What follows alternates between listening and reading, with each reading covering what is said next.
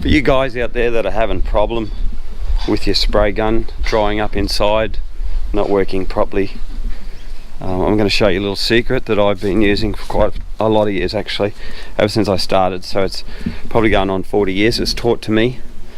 It's not real common, and you probably won't see many people do it, but this is how I store my spray guns. Now my spray gun, if I went on holidays for a month, for example, my spray gun would still be sitting in the back of my ute, and I wouldn't have any trouble.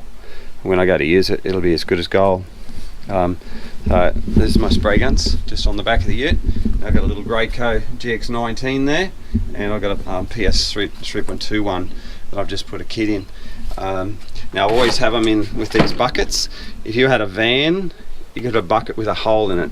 So this is how I store my gun. So I have my handpiece underwater, my pickup underwater, my drain underwater, and all my tips underwater.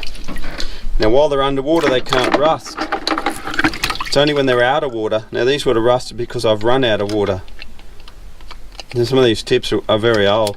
This tip, for example, would be 15 years old. That's my sealing spray tip. Every now and then you've got to put water in, like this one here is short of water.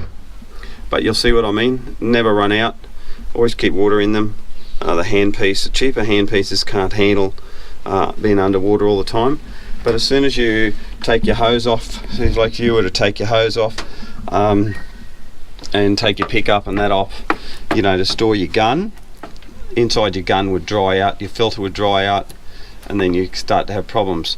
This way here I can run my enamel through, I can run my acrylics through, I do bugger all cleaning up, I bugger all look after my guns, and I get many years out of them. So it's a bit of a secret.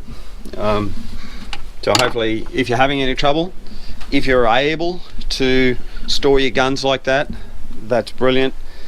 I've had vans before. We had 2 vans and we were able to do the same thing. We just had a bucket, a lid with a corner cut out. It stops any water splashing. If the water goes moldy, starts to smell, drop a little bit of chlorine in there, all good, no problems whatsoever. Now I don't care what anybody says, this is the way to keep your gun from buggering up.